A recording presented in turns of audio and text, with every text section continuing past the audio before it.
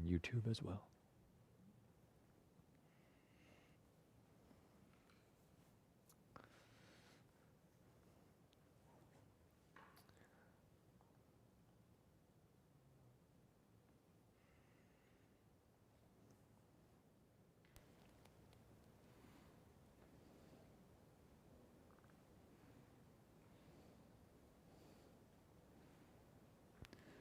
So good morning, everyone. We'll begin with the reflections on universal well-being. For those who might be chanting it for the first time, the reflection on universal well-being is actually an expression of the four boundless hearts. The wish for living beings to be happy, the wish for living beings to be free of suffering, that's compassion. The first one's loving kindness. The wish that living beings find joy and success in their lives, that's appreciative joy. And wishing that they're able to take care of themselves, that's equanimity. So the last one says, owner of our karma. So when we say the owner of our karma, it's not that we distance living beings and say, oh, you're the owner of your karma, so I don't care about you. You're responsible for your actions. Is that I care even deeply, more deeply about you, that I support you in your choices, so that you can find wholesome choices that lead you out of suffering. That's equanimity. So if you can also check if the volume's okay for the YouTube. We'll begin with the reflections on universal well-being. May I abide in well-being, in freedom from affliction, in freedom from hostility, in freedom from ill will, in freedom from anxiety, and may I maintain well-being in myself. May everyone abide in well-being, in freedom from hostility, in freedom from ill will, in freedom from anxiety, and may they maintain well-being in themselves. May all be released from all suffering, and may they not be parted from the good fortune they have attained. When they act upon intention, all beings are the owners of their action, and inherit its results. Their future is born from such action, companion to such action, and the results will be their home. All actions with intention, be they skillful or harmful, of such acts they will be the heirs.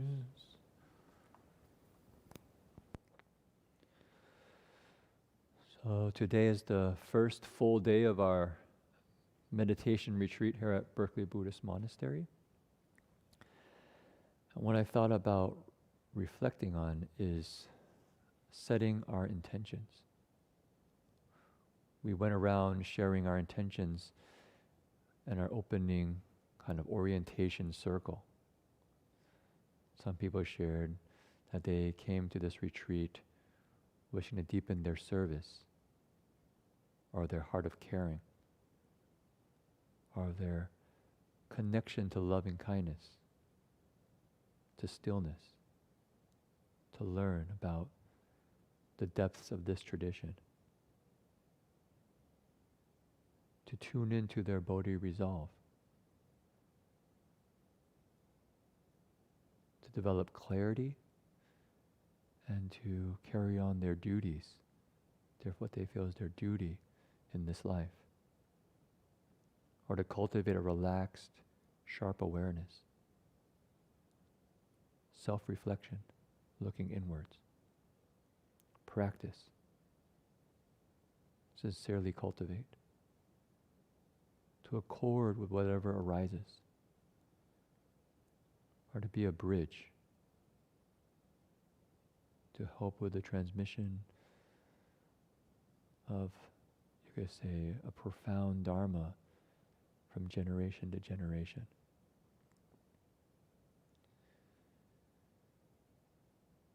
And setting this intention is actually very important. In our tradition, we often say vows. And people are a little bit scared of vows because they think, oh my goodness, what if I fail in my vow? Or I don't really know what I really believe in. How can I really make a vow? But a vow comes from these intentions. And a vow is actually simply a strong intention. A strong intention that begins to guide our lives in a very deep way. And so I encourage everyone here today to really spend the time to reflect on your intention being here. Why am I here? In meditation, the Buddha often said, we cultivate sati sampajana. Translated as what? Mindfulness and clear comprehension. Right? We see that in the suttas. Buddha says, cultivate sati sampajana. Mindfulness, we know, right? Staying with our object, staying with our meditation topic. Sampajanya is the panoramic awareness. What's going around? What's going on around me? But the Buddha also says, what is my goal? Why am I doing this? Is what I'm doing at this very moment aligned with that goal, with that aim? And this is moment to moment to moment. So as we're mindful on our topic, our deeper aspirations and intentions actually shape what we see, what we do, the amount of energy we have as we go about the practice, and ultimately what's the fruits, what are the results of what we do. So I just really wanted to emphasize this as something extremely important. And I thought of just sharing my own personal story. When I thought about this, I actually gave the intention of bridging for those online who may not know you know, what the intentions are, because we shared in the beginning of the circle. And I also think it connects with a little bit my name, which is Chuan, Jin Chuan. Chuan means to carry on, perhaps say bridge, to transmit. So you could say it's in my name. So whenever I hear my name, I remember Chuan, carry on. And when I reflect on this intention to bridge, to transmit, what comes to mind is this experience when I was in college. I think maybe 20, 21 years old. And I was at home back in Saratoga. I remember sitting in the living room. And at home, the living room was actually the Buddha hall too. I never call it a Buddha hall. In my family, there was a little table at the end of the living room that had a Buddha image on it. And when I really became serious about practice, I made that place my Buddha hall, where I would meditate, I would recite. But also a living room, so there was a couple couches. And so I remember just sitting there one day on the floor, or maybe it was on the couch. And I had this deep wish to leave home, to walk on the monastic path. And at that time, I felt a tremendous resistance. I remember my mom being very upset with me, thinking that, you know, she's raised me, you know, to be successful in the world, have a family, get a good job, maybe support the family.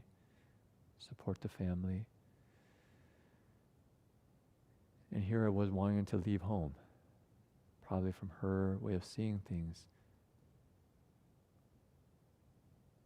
leave the family, almost like reject the family.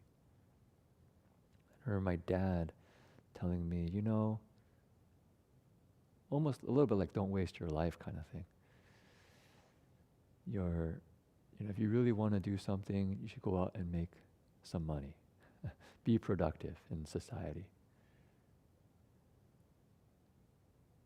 The way that the society values your contribution is in the amount of money you make. It's not a perfect measuring stick, but it's one measuring stick that's very important. And when you're young, now is the time that you can be the most productive and make money.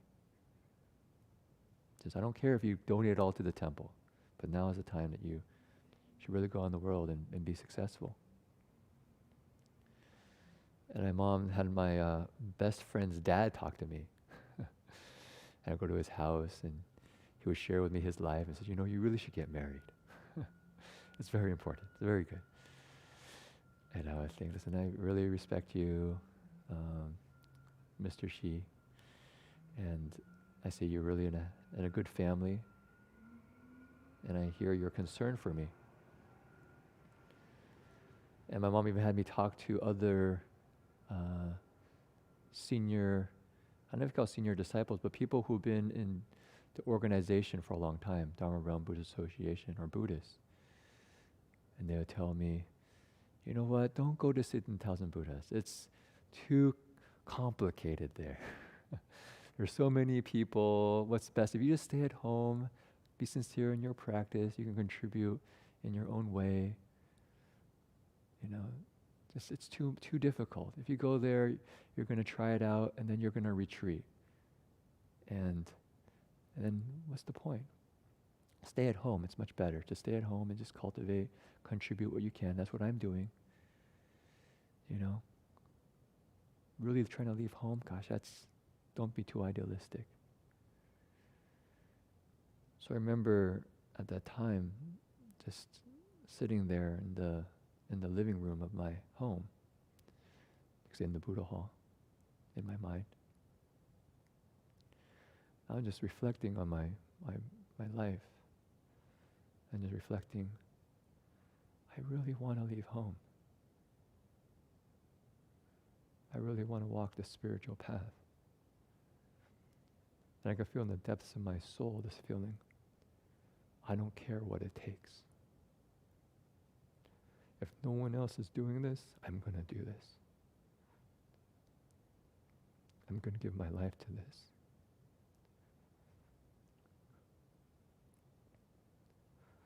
I'm going to make sure the Sangha continues.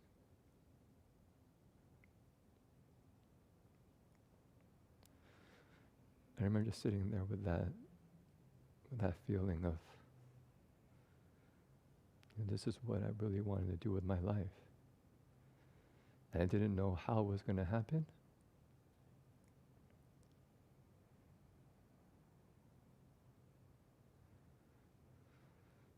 But this is what I wanted to do. And so it took me quite a few years to kind of figure out what that was all about. Lots of mistakes. There's times I was too rigid and attached to my point of view.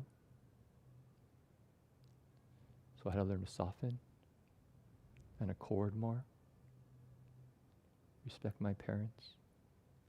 Listen to those around me. But in my heart, I had that intention. I had that vow. And each day I still have that vow. Vowing that I could be of service in bringing the Sangha to the West, keeping this spiritual path alive in the world. And as the years progressed, as the decades went by, even when I was at the university, going through the classes, that vow was always present. How is what I'm learning potentially helpful for educating the Sangha, to maintaining the spiritual path?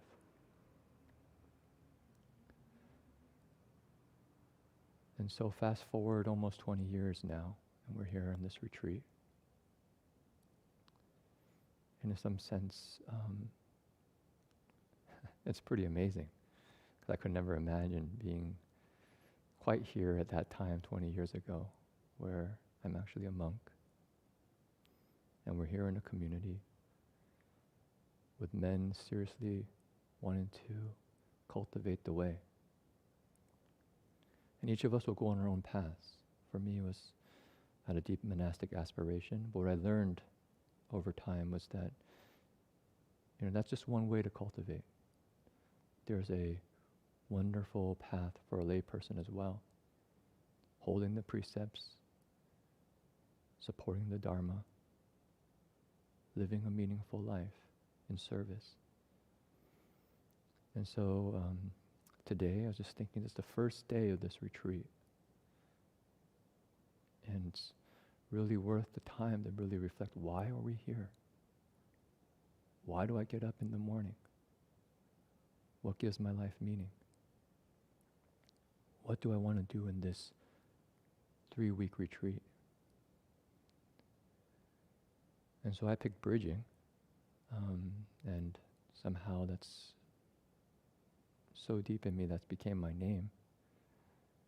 But I think maybe for today, if people are willing just to reflect, and I didn't ask Jin Chuan beforehand, but I was thinking if you could actually also write a little bit. We did this for the 3-month retreat, and it was actually quite helpful, just to actually write. What is my intention for this 3-week retreat? And if you could turn it in to Jin Chuan and myself, maybe right before the afternoon sit at 5 o'clock. If you really need longer, maybe tomorrow morning, after morning chanting. But just, if you get a chance, 30 minutes. It doesn't have to be kind of heart-wrenching. It's just to put down a first intention. And it could get refined over these 3 weeks. But just spend some time reflecting, why am I here? If it's caring, what does it really mean to care? What is my aspiration? Why do I have that intention? So I just invite everyone today to do that. And for those online, you could start your own 3-week retreat if you like. And today you can think about your intention. And you can spend the day meditating more, joining our ceremonies, and day by day follow us in these morning reflections. Okay, so maybe just that much for this morning. Because we'll next do the 3 steps, 1 bow. I wanted to say, for those who are helping with the breakfast setup, today's breakfast setup people is James Nguyen and Jasky. So Jasky's experienced with the kitchen here, so he can direct where everything goes. And then Danny will help clean up after the breakfast, just put stuff away. And so I think it's pretty simple. Also in the afternoon, Vyoshika and Jason will be helping with lunch. So you see all the duties posted on the next to the door. So just take a look and see what your job is. So 7:30 right now for the breakfast, and then for the lunch, you can go at 8:45 and go for however long it takes to set up. But if anything's more or less ready, or it's going to take less time, you can come back and join us in the Buddha Hall. Okay, so another day of practice. Welcome. Okay, let's do 3 steps, 1 bow. Recording stopped.